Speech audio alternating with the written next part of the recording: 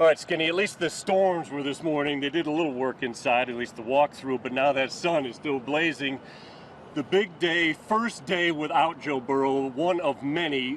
What was your impression of what Zach Taylor, who doesn't share an awful lot about injuries, what did you read into what he said about when we can expect Joe back? Yeah, the several weeks answer was an interesting one for me. I was expecting at least some definitive number, and maybe that's not fair. Maybe that's what we're always expecting of 2 to 4 weeks, 3, and it never feels like it ever lends to that. But then I asked the follow-up, does several weeks mean leading into the regular season? And he said several weeks means several weeks.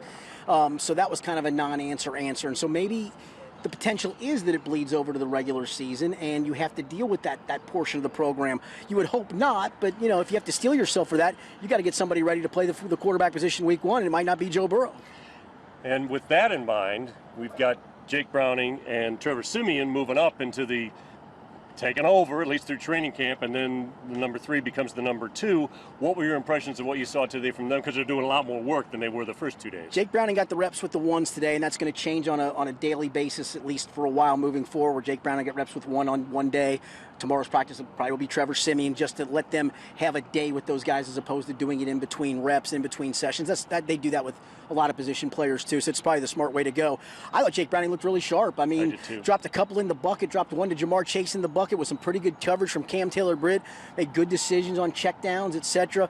I don't know if you were at the last OTA practice, last minicamp practice. They did a red zone session. It was the last thing they did. He did the red zone session, and he was abysmal. I mean, it was to the point where he came back in the locker room, and I can still vividly see Jake Browning slumped in his locker with his head down looking at his phone, very dejected about how that ended.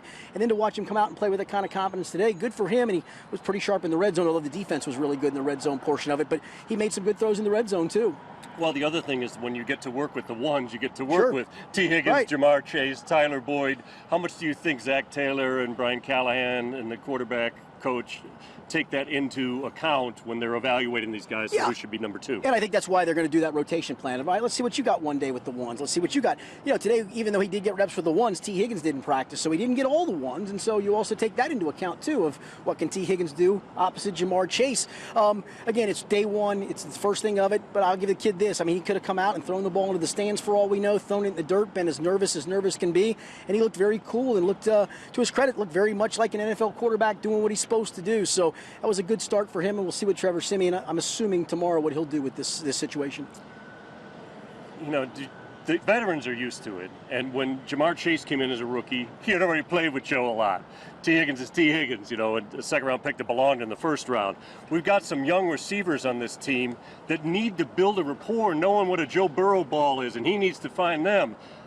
That's kind of one of the negatives we don't talk about besides the injury just taking him out of play. Yeah, especially Charlie Jones, because he's going to probably be the number 4 receiver. You know, maybe it goes to Trenton Irwin early just because of his experience, and Joe and him do have that rapport, so at least you have that. But yeah, for Charlie Jones, it probably is important. I think the one good thing, if there is the fact that Joe had the whole spring with these guys. Yeah. He's had a very minimal portion of July, although to Zach's point, this is probably the most he's had in July in a few years, right, of throwing with guys, because he came in early like the quarterbacks did to throw with some of these guys, Charlie Jones being a rookie, one of them. But, you know, there's no doubt it's important. I mean, not every quarterback throws the ball the same, right? I mean, you wish they were all robots. They're not. I mean, Joe Namath threw it one way, and Tom Brady threw it another way. Pat Mahomes throws it one way. Justin Herbert throws it another way. Joe Burrow throws it a different way. So, yeah, Joe needs to know, too, can I trust you? If you're in the hole, do you go to the right place? And can I trust that you're going to be where I need you to be? So, yeah, that rapport is really important. That's what's been sapped.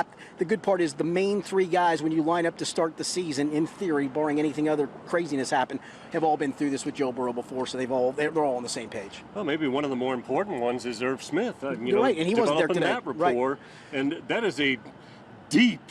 They got a lot of tight ends in this camp. How do you think that's going to sort out? Yeah, that's a great question. I thought it was pretty much a 3-guy race, and one of them isn't even practicing yet in Mitchell Wilcox. I think he'll probably be the 3rd tight end, with Drew Sample being 2 and Irv Smith 1. But you've had some other guys that have had a chance. Nick Bowers had a catch today. Tanner Hudson's had a couple. Yeah, they've had a couple of plays that they've made, and again, taking advantage of opportunities when Irv Smith did not practice today. And Irv Smith, truth be told, if you're the 4th or 5th tight end on this roster, to be honest with you, Drew Sample's coming off an injury. Irv Smith has an injury history, and here we are on day 3 not practicing. Nothing major, I don't think. But, hey, if you're the 4th or 5th tight end on the practice squad, you may get a crack before it's all said and done. Devin Asiasi got that crack last year.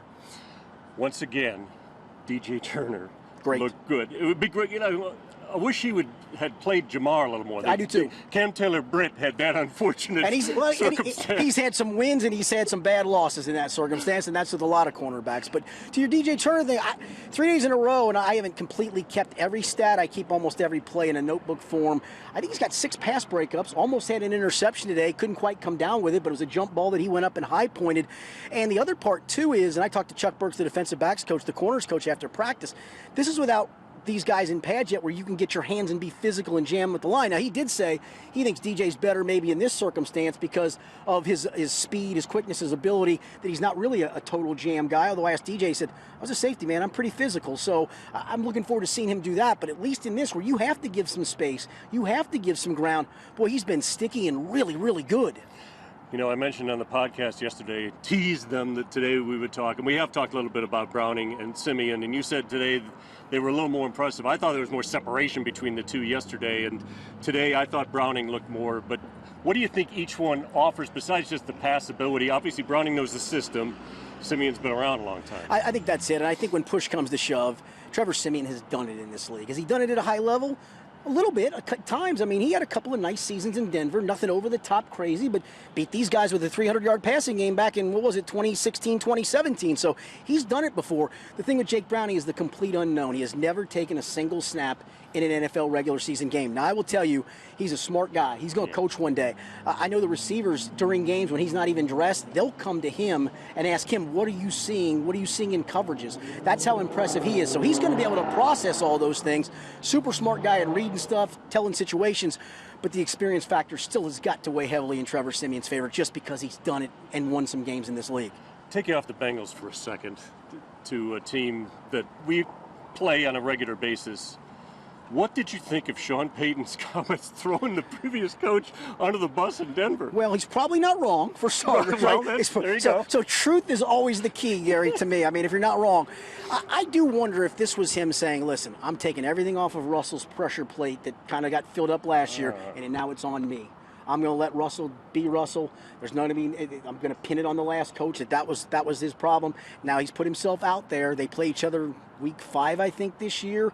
But let's face it, Nathaniel Hackett did struggle as a coach. And probably not all the fault of Russell Wilson was his, but a chunk of it was. And I think this was more Sean Payton. I mean, it's probably better to shut your yap in that circumstance. But I think for Sean Payton, it was more, hey, it's all on me now. Get off Russell's back and let Russell be. And I think there was probably a method to his madness. He's a smart guy, as you know. Yeah, oh yeah. He's from Naperville. There you go. How can you not be smart, correct?